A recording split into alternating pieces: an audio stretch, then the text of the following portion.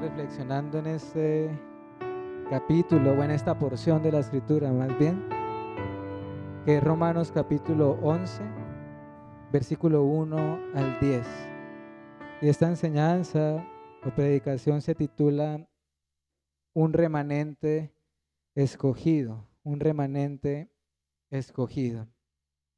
Recordemos que vamos avanzando por nuestro estudio pues consecutivo de la epístola de Pablo a los romanos, y realmente espero que pues nos pueda estar siendo de bendición y de ayuda y de provecho para cada uno de nosotros, de nuestras almas, en lo que tiene que ver con el entendimiento de las escrituras, pero sobre todo en la práctica también, en nuestra vida práctica. En el capítulo 10, hermanos, que es el contexto de nuestro pasaje, Pablo nos está enseñando varios asuntos importantes, enfatizando en ellos una y otra vez. Él nos habla que la justicia de Dios o la salvación solamente puede ser por medio de la fe en Jesucristo.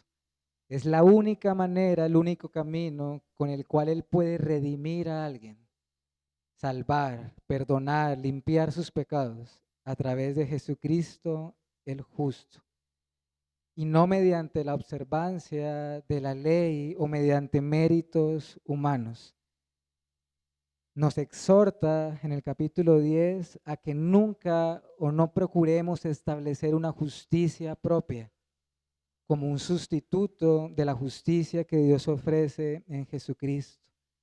Aprendíamos en el capítulo 10 que el único instrumento que Dios usa y utiliza para llamar a hombres y a mujeres a la fe y al arrepentimiento es la palabra de Dios, la Biblia. Porque la fe viene por el oír y el oír por su palabra. Y finalizando el capítulo 10, recordemos que Pablo empieza a centrar su atención en el caso de Israel como nación, ¿cierto? Pues como enseñó nuestro Señor Jesucristo, aunque muchos son los llamados, pocos son los escogidos. Y aunque el anuncio de su mensaje ciertamente ha llegado hasta los fines de la tierra, no todos han respondido, no todos responden o obedecen a este evangelio con fe y arrepentimiento. Y eso incluye a Israel también, desde luego, gentiles y judíos. Gentiles los que no son judíos, pero también todo el pueblo de Israel o algunos de ellos no han respondido al evangelio. De manera que en Romanos capítulo 11, o por lo menos en el texto, estos 10 versículos que vamos a estar viendo ahorita,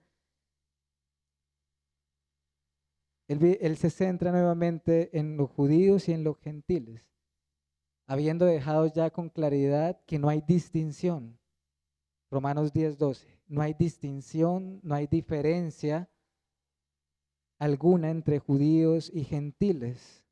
¿Con respecto a qué? Bueno, con respecto a la culpabilidad que todos los hombres tienen, con respecto al único camino para la salvación, que es Cristo, y por medio de la fe no hay distinción.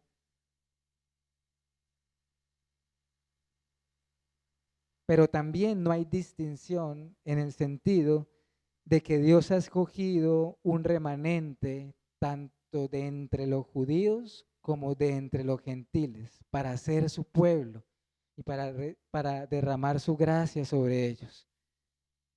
Comienza diciendo el versículo 1 de Romanos 11 con esta gran pregunta. Digo pues, ¿ha desechado Dios a su pueblo? En ninguna manera. Pablo busca resolver una gran interrogante. Si Israel se ha rebelado contra el Señor, si no ha oído su anuncio, su evangelio, si se rechazó al Mesías prometido, si Dios todo el tiempo extendió su mano contra un pueblo rebelde y obstinado, la pregunta es, entonces, ¿eso significa que Dios ha desechado a Israel? ¿Significa que el pueblo de Dios solo está compuesto por gentiles, la respuesta contundente del apóstol es nuevamente su respuesta favorita: de ninguna manera, de ningún modo. No, dice Pablo, Dios no ha rechazado a Israel, no completamente, no definitivamente. Pero ¿cómo podría Pablo argumentar esta afirmación? ¿Cómo sabemos que Dios no ha desechado del todo a Israel? Bueno, el ejemplo es ¿quién? El mismo apóstol Pablo. La conversión misma de Saulo a Pablo testifica que Dios no ha desechado del todo a Israel. Pues quien habla y quien escribe la epístola a los romanos ha sido salvado por el Señor Jesucristo. ¿Y él es un qué? Un judío. Y dice en el versículo 1 algo similar a lo que él dice en Filipenses 3:5. ¿Recuerdan? Un judío, hebreo de hebreos, al octavo día circuncidado conforme a la ley, del linaje de Jacob. Esto lo convierte en un descendiente físico de Abraham según la carne, en cuanto a la ley un fariseo, pero se nos dice que Pablo también era una de las tribus de Israel. ¿De cuál? De Benjamín, una de las tribus más importantes de Israel. La tribu donde vino el primer rey de Israel, Saúl. La tribu de uno de los hijos amados del patriarca Jacob. Entonces, allí hay un judío creyente en Jesucristo, redimido por el Señor, perdonado y limpiado sus pecados, que demuestra que ciertamente, ¿qué demuestra eso? Que Dios no ha desechado a Israel. Si así fuese, sencillamente no existirían o habrían creyentes en Jesucristo entre los judíos. Es lo que intenta comunicarle el apóstol en este versículo 1. De la misma manera como no se puede afirmar que Dios ha desechado a los gentiles, porque ciertamente entre los gentiles hay creyentes, de la misma manera Dios no ha desechado a Israel, porque entre ellos hay creyentes en Jesucristo. De manera que Dios no ha desechado ni a judíos ni a gentiles. ¿Por qué? Porque Dios tiene un pueblo de ambos, de entre judíos y de gentiles. Ahora bien, hermanos y amigos, aquí la pregunta clave también es la siguiente. ¿A cuál Israel se está refiriendo Pablo? ¿O en qué sentido? ¿Estamos hablando acá del Israel nacional, étnico, como un todo? ¿O estamos hablando de un Israel espiritual? Porque si estamos hablando, o si Pablo habla de un Israel como un todo, nacional, entonces, ¿cómo es que algunos de entre ellos se pierden y son condenados por no creer en el Hijo? ¿Verdad? ¿Cómo es que si todo Israel étnico ciertamente o es su pueblo, cómo es que perecieron Esaú, Coré y tantos otros en el Antiguo Testamento? Si Israel como nación en su totalidad fuese pueblo de Dios, entonces ciertamente todos ellos serían ¿qué? Salvos. Y sabemos, ustedes y yo, y sabemos que no es así. Lo que intento comunicar, iglesia, es que Dios no puede desechar a quienes ha escogido. Y que cuando aquí se habla de desechar, ¿cuál es el contexto? Condenación, reprobación. Y cuando acá se habla de escogidos, ¿cuál es el contexto? salvación. El texto habla de redención, de redención. Y prueba de ello es que el siguiente versículo, Pablo dice lo siguiente: no ha desechado Dios a su pueblo, al cual desde antes conoció. Piensa en esas palabras, desde antes conoció. Cuando la Biblia usa esta palabra, desde antes conoció, eso está ligado, ¿saben a qué? A la predestinación. Romanos 8:29. A los que antes conoció, también los predestinó para ser conformados a la imagen de Cristo. De manera que no creo que Pablo estuviera utilizando estos términos de salvación y de condenación a todo Israel como nación, a Israel étnico.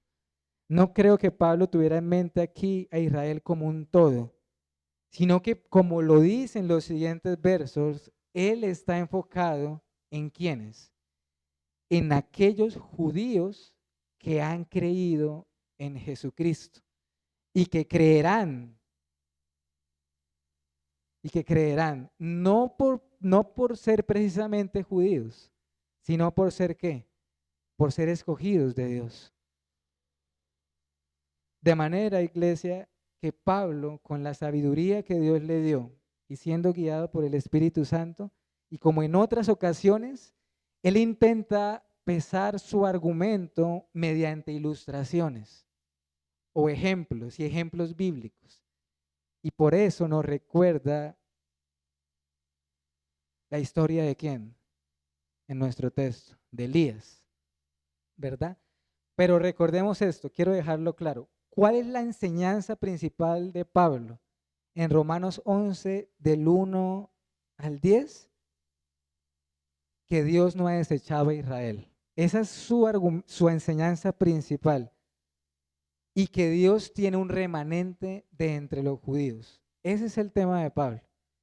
Y busca argumentarlo con el ejemplo de Elías. Y esta, hermanos, es uno de los acontecimientos más importantes del Antiguo Testamento. Es una historia fascinante y por eso quiero que vayamos a ella brevemente. Acompáñenme. ¿Por qué? Porque es importante entender qué fue lo que pasó con Elías y por qué Pablo lo trae a su enseñanza. Primera de Reyes,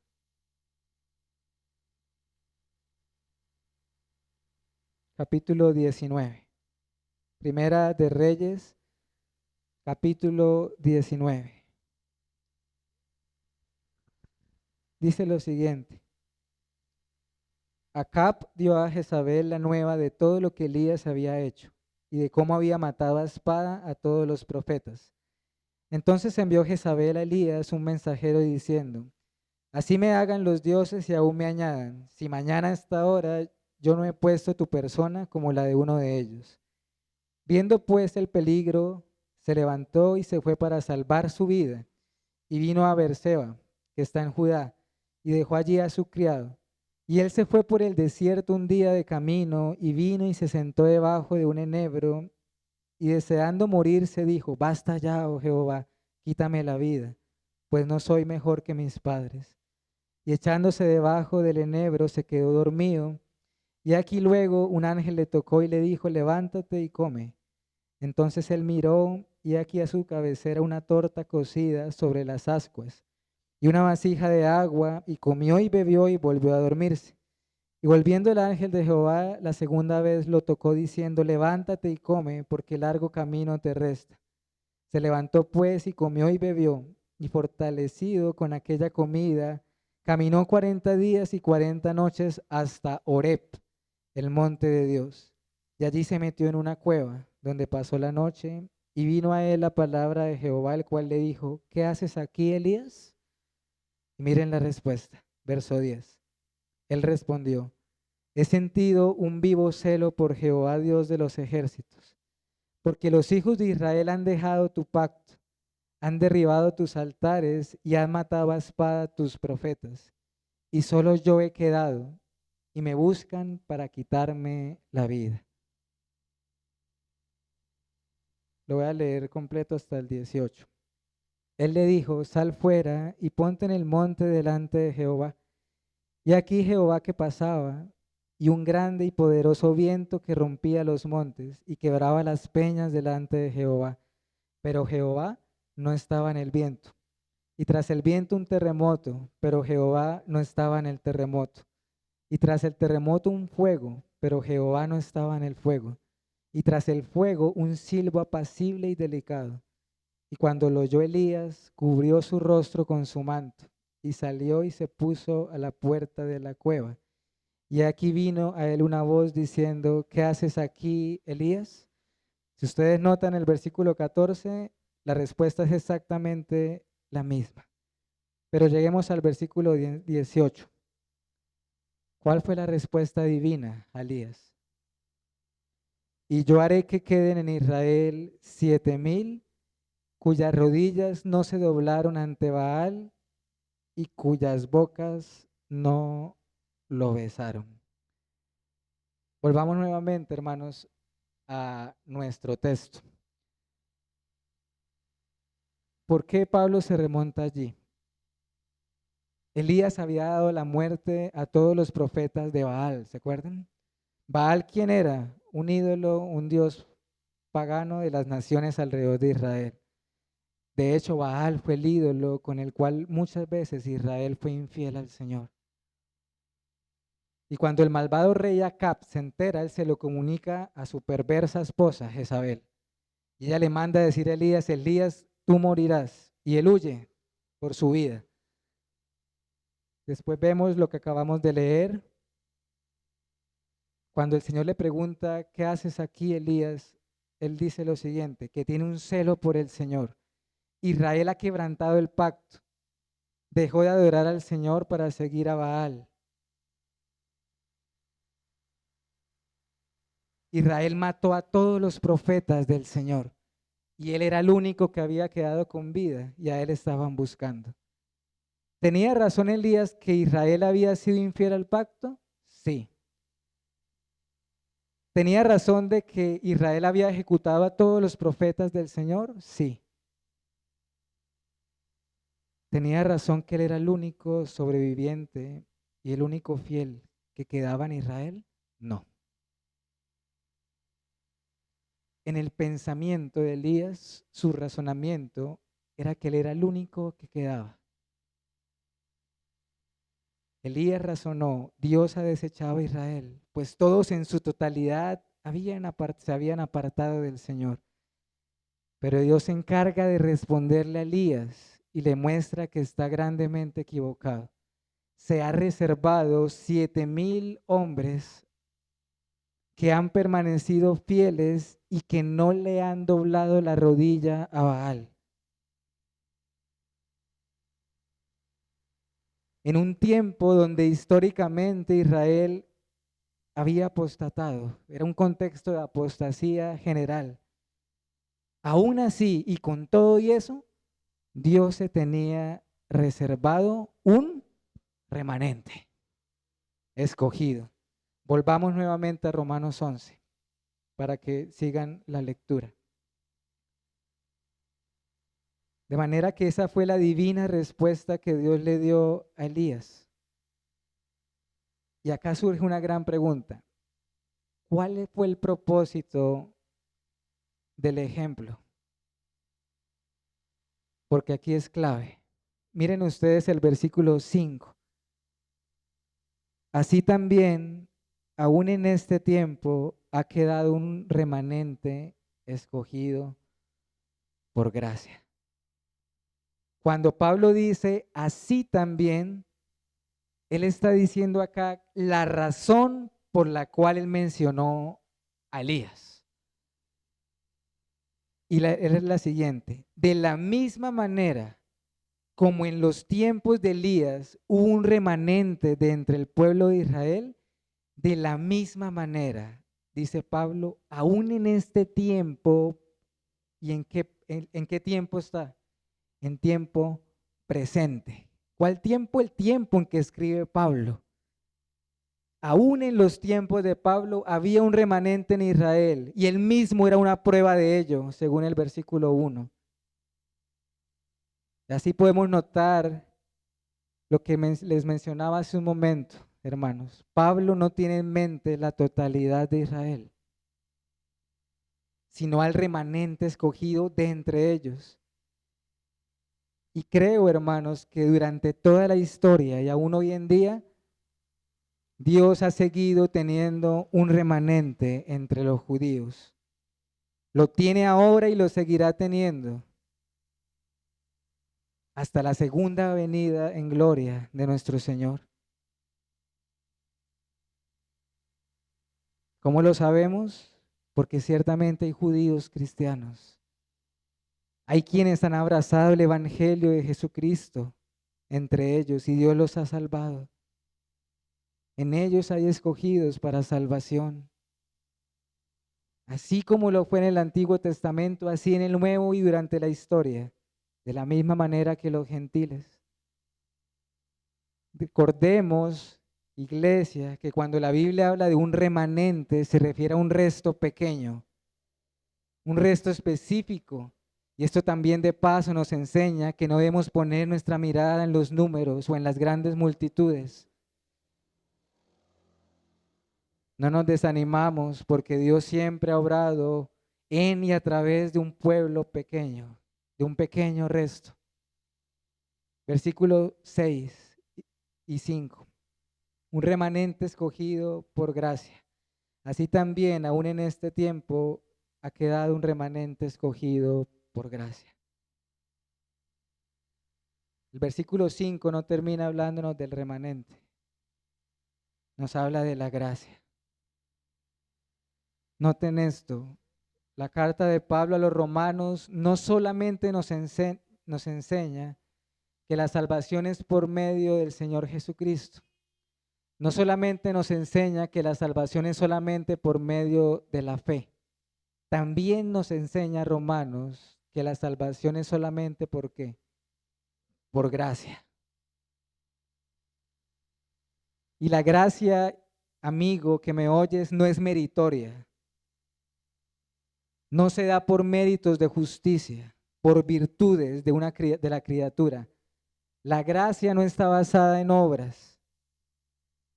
La gracia habla de la bondad del Dios que la da, que la ofrece. ¿Por qué la gracia es gracia? Porque es inmerecida precisamente. No existe una persona en el mundo entero que merezca la gracia de Dios. Y esa gracia siempre es gratuita. No se gana, no se compra, no se alcanza. Solo se recibe por medio de la fe.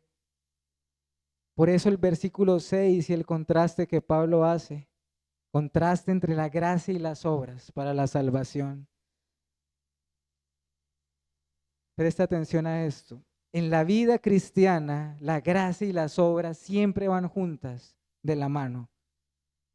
Pero en lo que respecta a la salvación, la gracia y las obras son antagónicas, son opuestas, diametralmente opuestas. Como Pablo dice en Efesios 2:8, por gracia sois salvos por medio de la fe y esto no de vosotros, no por obras para que nadie se gloríe.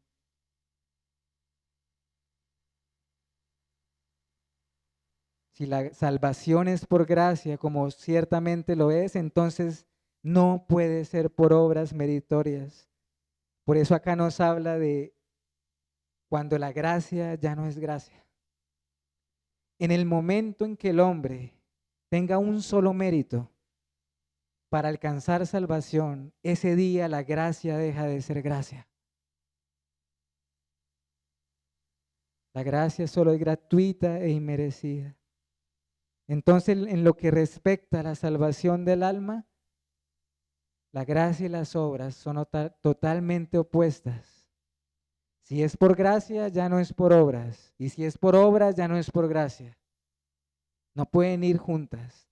No existe tal cosa como salvación por gracia más obras. No existe tal cosa como eso. Por eso también surgió las conocidas olas de la Reforma Protestante. ¿Por qué, hermanos? ¿Qué dijo Roma, el catolicismo romano? Añadió a cada una de esas cosas gracia más méritos, la escritura más la tradición de la iglesia, Cristo más los santos. Y las olas fueron la respuesta a ese más. De manera que el origen y la causa última de la salvación y de la elección es una gracia libre y soberana completamente. Pasemos a los versículos finales de nuestro texto. Me refiero versículos 7 al 10. Pero veamos el 7 un momento. ¿Qué pues? Lo que buscaba Israel no lo ha alcanzado, pero los escogidos sí lo han alcanzado, y a los demás fueron endurecidos. Acá hay otro contraste. En el versículo 6 vimos el contraste entre gracia y obras. Acá hay otro contraste. ¿Entre quiénes o entre qué? Entre los elegidos y los que no lo son, o los réprobos. Y el contexto no cambia, sigue siendo el mismo, la salvación. Y noten que en el versículo 7, Pablo en una parte sí está teniendo en mente al Israel nacional, al Israel general, cuando dice, lo que buscaba Israel no lo ha alcanzado. Israel como nación, generalmente hablando, pretendió buscar la justicia de Dios, la salvación, mediante méritos, mediante obras, mediante la observancia de la ley. Romanos 9:30, lo vimos ya. ¿Qué pues diremos? Que los gentiles que no iban tras la justicia han alcanzado. Mas Israel, que iba tras una ley de justicia, no la alcanzó, porque los judíos iban tras ella, no por fe, sino como por obras. Algunos de los gentiles sí recibieron esa salvación porque se acercaron a ella por la fe en Jesucristo, la cual es perfecta. Pero miren el 7. Lo que buscaba Israel no lo ha alcanzado. Y miren el contraste. Pero los escogidos sí lo han alcanzado. ¿Cuáles escogidos? Los escogidos entre quiénes? Entre los judíos. Entre los judíos. Y los demás fueron endurecidos.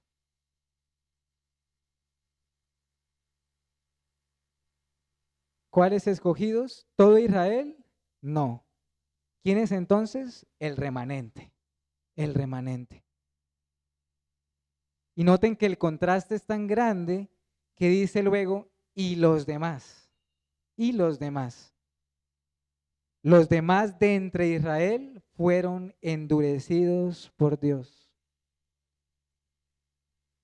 De manera que el Israel global general no recibieron la justicia porque fueron endurecidos, pero los escogidos de entre ellos sí la recibieron.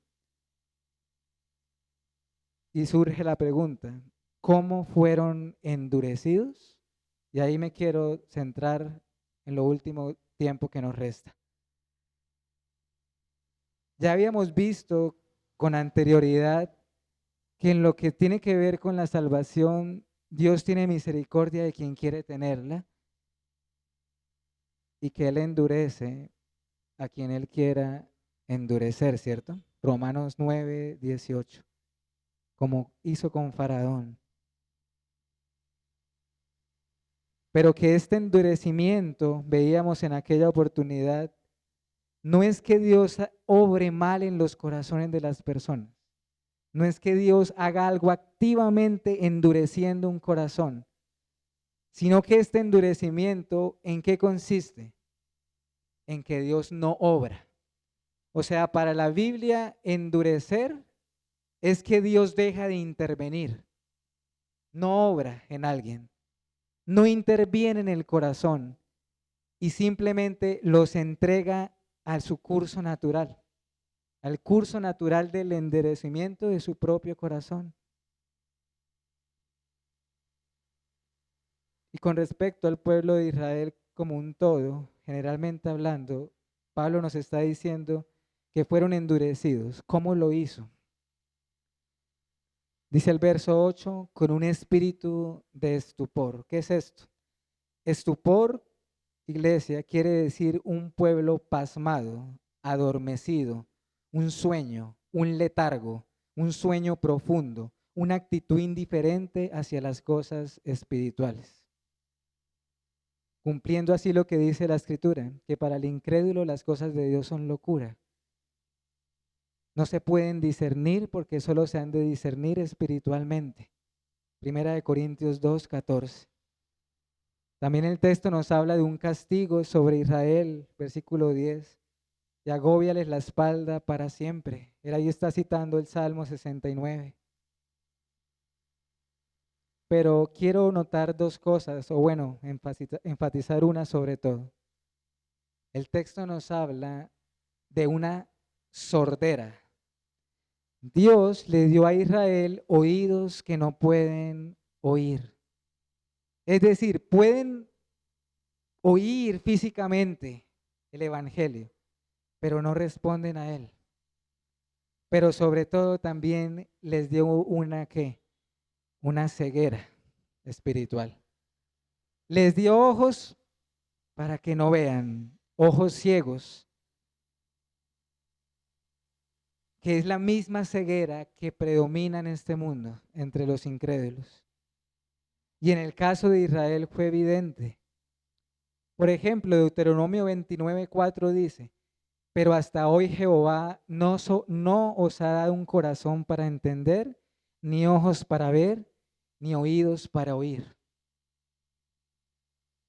De manera, ¿saben cuál es el contexto de ese pasaje de Deuteronomio? Las señales de Egipto. Israel oyó y vio las maravillas de Dios, cómo el Señor los libró, pero es como si no hubieran visto nada. De manera que todos los seres humanos sin Cristo en su estado natural, judíos y gentiles, están en un estado de ceguera, ceguera espiritual. Son como los ídolos que tienen ojos pero no pueden ver, tienen oídos pero no pueden oír. ¿Y cuáles son las causas de esta ceguera espiritual?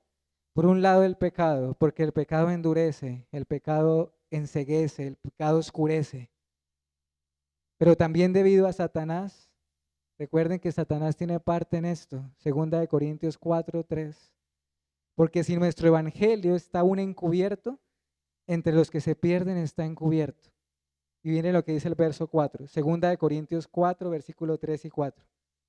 En los cuales el Dios de este siglo cegó el entendimiento de los incrédulos para que no les resplandezca la luz del evangelio de la gloria de Cristo, el cual es imagen de Dios. La ceguera no es solamente física. La Biblia nos habla de una ceguera de entendimiento, de corazón. Iglesia, el corazón del hombre caído está en tinieblas, en la más densa oscuridad. Y necesita ver, necesita ver. El ser humano en su estado caído necesita con urgencia ver, necesita ser alumbrado en su corazón, en su entendimiento, necesita que alguien le alumbre, que alguien le dé la vista con urgencia. Esa es la gran necesidad del ser humano. Porque aunque vean están ciegos, aunque oigan están sordos y aunque viven están muertos, espiritualmente hablando. Por lo tanto, la mayor necesidad en este mundo es que las personas vean a Jesucristo con los ojos de la fe. Es lo que Pablo le dijo Cristo le dijo a Nicodemo, os es necesario nacer de nuevo para ver el reino de los cielos. Es una necesidad constante también, incluso entre los creyentes. David decía, Señor, abre mis ojos, te lo ruego, para ver las maravillas de tu ley. Salmo 119, versículo 18. El ejemplo de Pablo también es evidente. Saulo, en el tiempo en que era Saulo, él veía con sus ojos, ¿cierto? Pero ese hombre estaba ciego. Mientras él rechazaba el evangelio y a Cristo y perseguía a los creyentes, él estaba ciego, aunque él no lo sabía, pero estaba ciego. No se daba cuenta. Pero cuando el Señor se le apareció en el camino a Damasco y sucede su conversión, aunque él quedó ciego físicamente, ese día, ese hombre vio y contempló a Jesucristo. De manera que cuando Ananías fue a recobrarle la vista, lo era físicamente, pero en su alma ya Pablo había visto a Cristo. Su corazón pasó de estar en tinieblas a la luz. Permítanme terminar con las siguientes aplicaciones y reflexiones. Hermanos, debe ser motivo de seguridad, consuelo y gozo, regocijo en Dios, que Él nunca jamás desechará y abandonará a aquellos que ha escogido. No lo hará. Él no escoge para luego desechar. Si tú estás en Jesucristo en esta mañana, en Cristo, escondido en Él, refugiado en Él, recuerda que Dios te conoció de antemano. Y esto es que Él te amó desde antes de la fundación del mundo. Incluso antes de que nacieras ya eras amado. ¿No es esto asombroso para postrarnos y adorarnos al Señor? También creo que debemos cuidarnos en cuanto a lo que aprendimos y la historia de Elías, de pensar como pensó Elías en su momento. Es necesario recordar que no somos los únicos. Dios siempre ha tenido un remanente, siempre, de entre todas las naciones que no doblan su rodilla ante los ídolos de este mundo, y lo seguirá teniendo.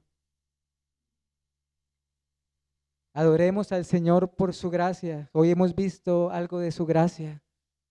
Adora al Señor por las incomparables riquezas de la gracia de Dios, porque es su gracia la única que puede abrir tus oídos para que oigas con fe el Evangelio. Y si eres creyente, fue esa misma gracia la que te quitó la ceguera para ver el sol de justicia.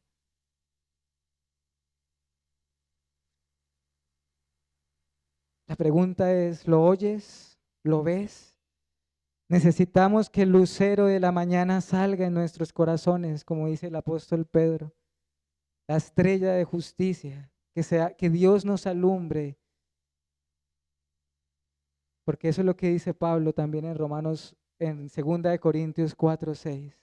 En el mismo texto que él habla de que el Dios de este siglo cegó el entendimiento, miren lo que dice. Pero a ustedes, porque Dios, que mandó que de las tinieblas resplandeciese la luz, es el que resplandeció en nuestros corazones para iluminación del conocimiento de la gloria de Dios en la faz de Jesucristo.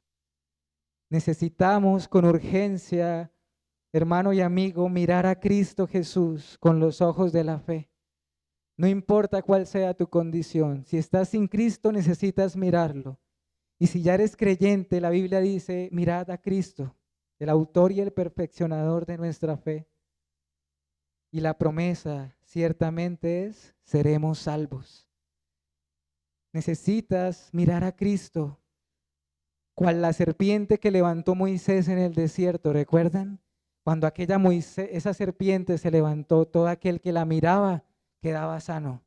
Y así se levantó Cristo para que todo aquel que lo mire y crea en Él sea salvo.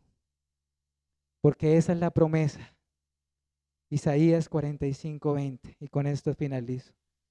Mirad al Señor. Mirad a mí, dice el Señor, y sed salvos todos los términos de la tierra. Isaías 45:20. Vamos a orar y dar gracias al Señor. Oh Dios, te alabamos, te honramos y te glorificamos en este momento. Gracias, Padre Celestial, porque toda la Escritura nos enseña, nos exhorta. Es como una espada que atraviesa nuestras mentes y corazones, pero también es como miel, es dulce a nuestras almas. Te alabamos, oh Dios, por tus planes, por tu gracia inexplicable, por las riquezas de tu gracia. Te ruego que esa gracia nos alcance, que esa gracia sea derramada sobre nuestros corazones, tu misericordia y tu perdón. Te ruego, Padre, que nos des oídos para oír, nos des ojos para ver a Cristo, y tú cumplirás tu promesa. Te alabamos y te honramos en Cristo Jesús. Amén y amén.